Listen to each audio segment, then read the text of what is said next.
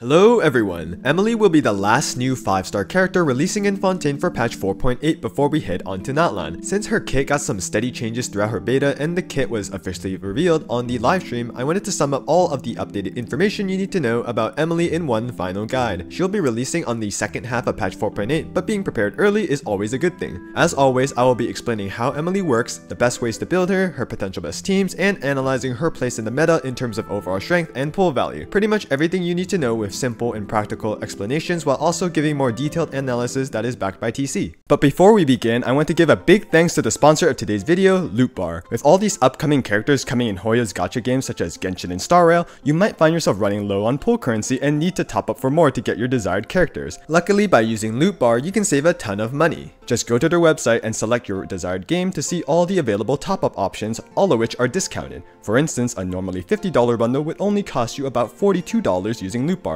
with even more discounts for first-time users. Loot Bar is quick, simple to use, and completely safe, as shown by the majority positive reviews of their services. Even some of the biggest creators like Dukaja and Teyvat Times have been using Loot Bar consistently along with their community. All you have to do is put your UID and your region and just top up and you'll get your currency shortly in-game. To start saving some of your money, check out Loot Bar. Links for them are in the description and comments below. Thank you again to Loot Bar, and now back to the video. Emily is a 5-star Dendro Polom user that is Numa aligned in a sense with crit damage. She is an off-field Dendro sub-DPS playing in a very similar manner to Fischl. She provides no buffs to her team. Her main role in teams is just dealing damage. What makes Emily special is that her kit is designed around the existence of burning enemies, making her the first burning-oriented character released in Genshin. However, Emily does not buff the actual burning reaction like Nilou does with Bloom. Emily also does not rely on the burning reaction to deal damage. She only wants the existence of burning, so her talents have higher attack scaling multipliers. To better understand how Emily synergizes with burning, let's delve into the details of her kit. First, her normal talent. It has some nice animations, but similar to most other characters, Emily does not use her normal attacks at all, so you can safely ignore this talent. Next, her skill, which is the majority of Emily's kit. Simply put, the skill is a Dendro version of Oz with some extra steps to maximize the damage. When cast, Emily deals damage and places down a Lumideus case, which is her turret that deals Dendro damage every 1.5 seconds. It lasts for 22 seconds, but the skill cooldown itself is 14 seconds, so although only one Lumideus case can be on field at a single time, it will easily have full uptime. It has an attack range of 16.5 meters, which is extremely big, so you don't have to worry too much about enemies becoming out of range. The turret's attacks are single target oriented, but have a slight AoE to them similar to Hyper Bloom. Emily's skill has 2 levels. At its base level, level 1,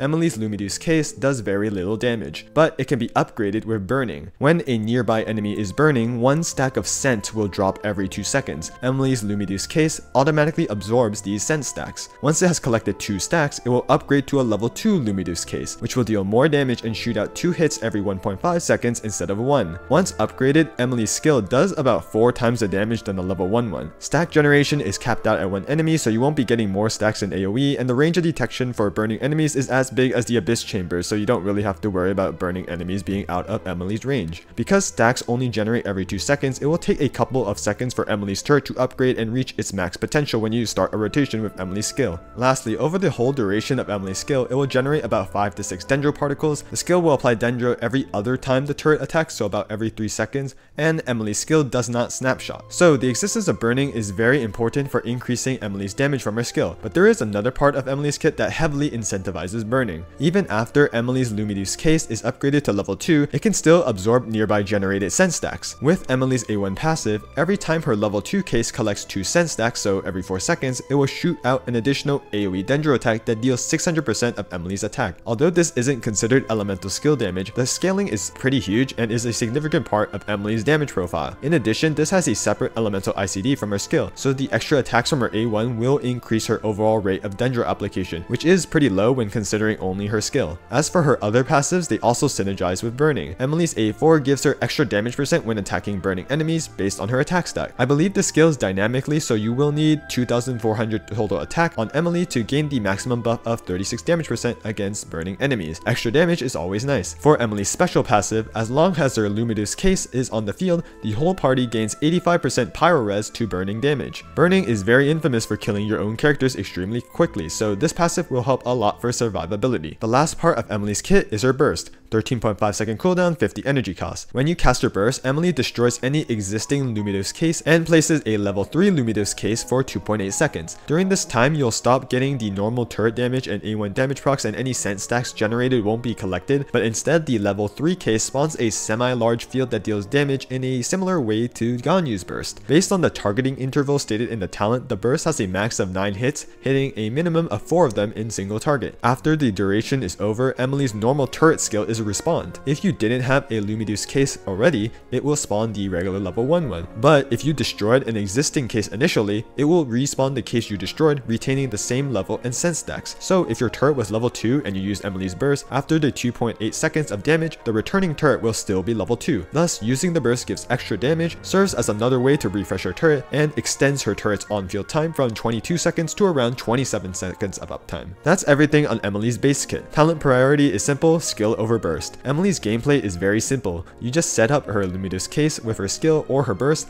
then swap out to your other units until you need to go back to Emily to refresh her turret. Because she doesn't snapshot, it doesn't really matter when you decide to set up Emily's stuff within a rotation. Now ideally, you always set up Emily's Lumidos case with her burst because it allows you to skip the build-up time of a level 1 case upgrading to a level 2 case. However, because Emily is primarily off-field, it actually takes a lot of energy recharge for her to burst every rotation unless you decide to on-field her, which you can in certain teams, or have her signature weapon. So in these cases, I would generally recommend bursting every other rotation to avoid high ER requirements. Thus, you would just alternate between using skill and burst to spawn and refresh her Lumidos case. If you do have enough energy by either on-fielding or having a signature, then you can solely refresh her Lumidos case by bursting. Next, let's cover her constellations. C1 gives her skill and A1 passive attacks 20 damage %. In addition, when any character in the party either triggers burning or deals dendro damage to burning enemies, an additional scent is generated every 2.9 seconds. This constellation is actually pretty strong because of the extra A1 procs it gives for Emily, which remember is a significant portion of her damage. C2 reduces the enemy's dendro resistance by 30% for 10 seconds when any of Emily's dendro attacks hits an enemy. If your team has another character holding Deepwood, this constellation isn't as effective because 4P's Deepwood already shreds dendro. For teams that can't fit Deepwood in, then this constellation gets significantly stronger. C3 increases Emily's skill level by 3,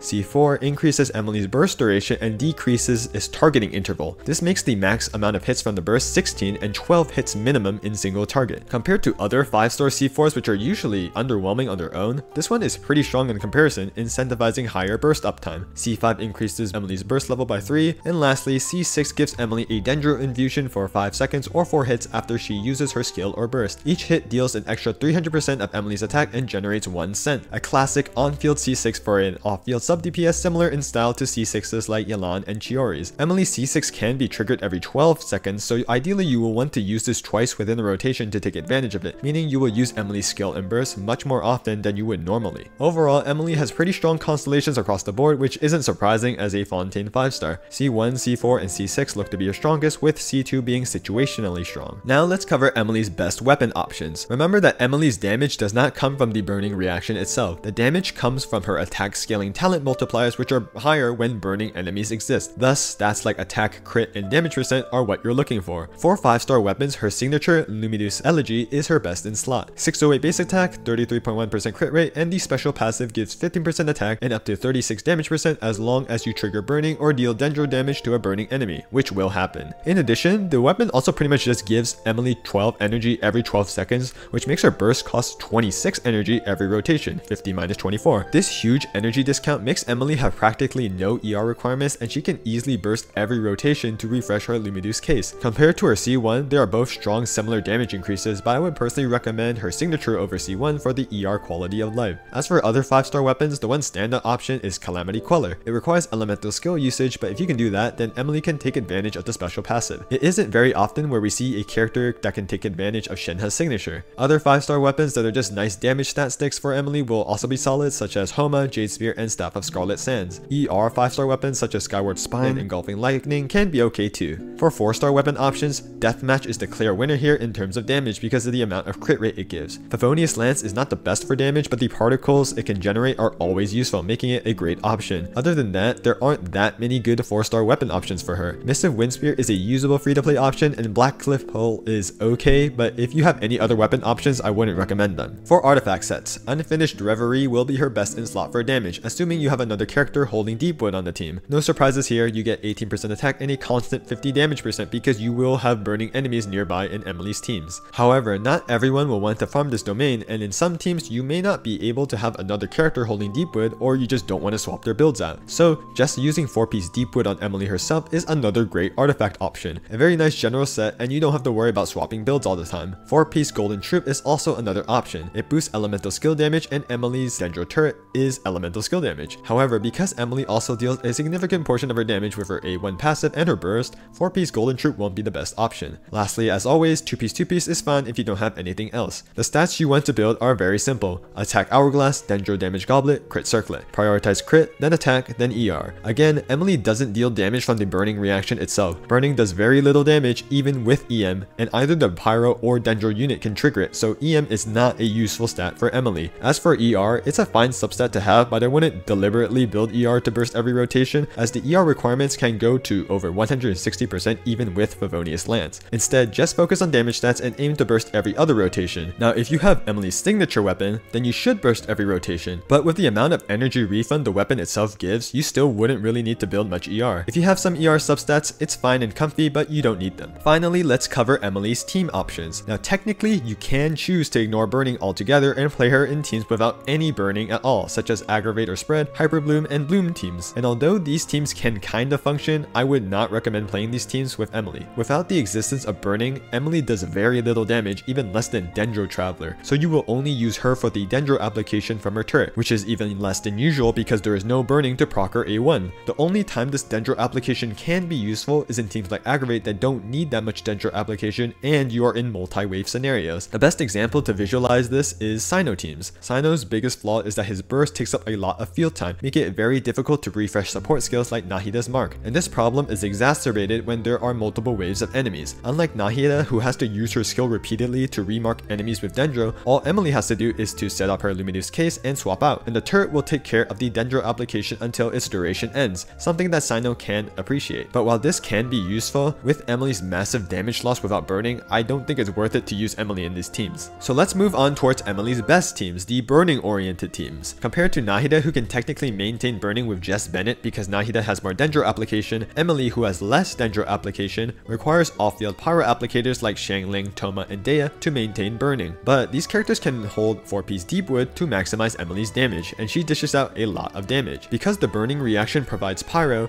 you can treat Emily's role in these teams as providing pyro application. The most simple team that can utilize this role is Mono Pyro. Normally, a Mono Pyro team would run any pyro DPS like Arlecchino or Linny, Xiangling, Bennett, and a flex slot for someone like Zhongli or an animal like Kazuha. You can replace Xiangling with Emily and the team can just be better in terms of damage. Emily just deals a lot of raw damage. The one flaw is that Emily provides no buffs, while Xiangling does with her A4, C1, and C6. So a highly invested pyro main DPS would probably like the buffs more than Emily's raw damage. Despite this, Emily will still be very strong in these teams and can be considered best in slot in some situations. Cryo carries can utilize burning to melt their attacks. Thus, burn melt with Emily will be solid for units like Wriothesley and Ganyu. Although Nahida provides a helpful EM buff, Emily is still looking better through her raw damage alone. In fact, focusing on Wriothesley, the Emily version of his burn melt team is looking quite strong, as on paper it is performing similarly to Wriothesley's best regular melt team with Farina, Bennett, and Xiangling in terms of team DPS. So the fact that Emily on the team is performing similarly to a team with Farina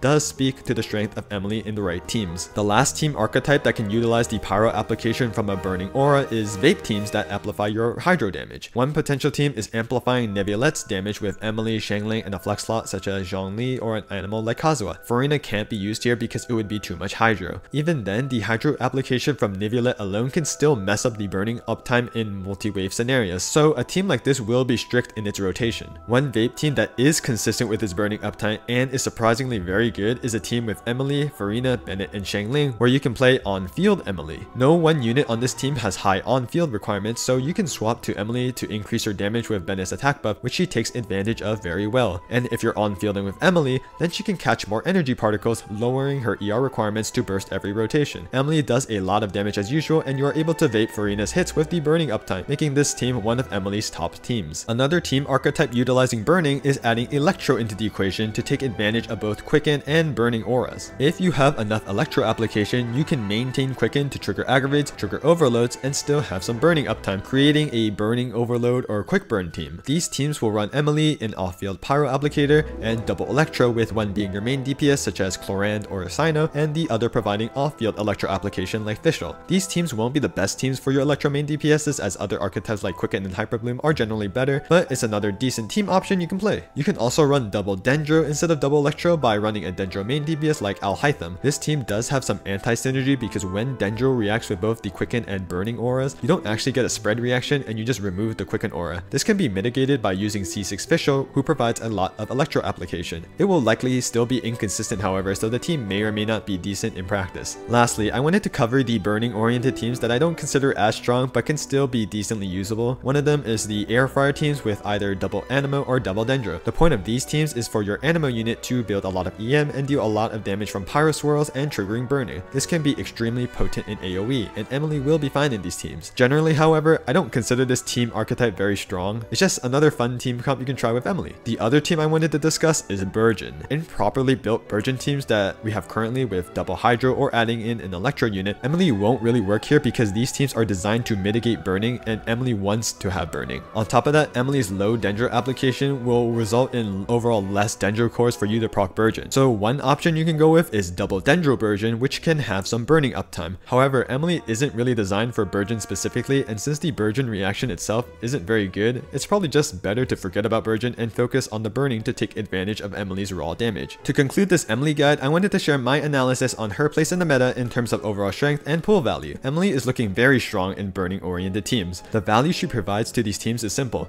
She does a lot of damage, which happens to be very beneficial to any team. Compared to Nahida in burning teams, while Nahida can provide her EM buff, which can be useful, Emily generally provides more raw damage, so overall, I would consider Emily better than Nahida for specifically burning. Of course, Emily is not an overall better unit than Nahida because Emily is only strong in burning oriented teams. Outside of that, Emily doesn't do much, making her much less versatile as a unit and decreasing her overall pull value. But I don't think Emily being niche is a bad thing. A character who is inherently restricted but specializes well in a team archetype can still be a strong and valuable pull. Units like Shavris and Nilou are great examples of this, and Emily is the same for burning oriented teams. In many ways, Emily is similar to Chiori, and I mean this in a good way because I do think Chiori is a solid character. I think this comparison is the best way to describe Emily's place in the meta. Both are off-field DPSs that just deal damage, but both also strengthen their teams in their niche, Chiori with Geo and Emily with burning. And while Chiori is generally more versatile than Emily because double Geo is more versatile than a burning core,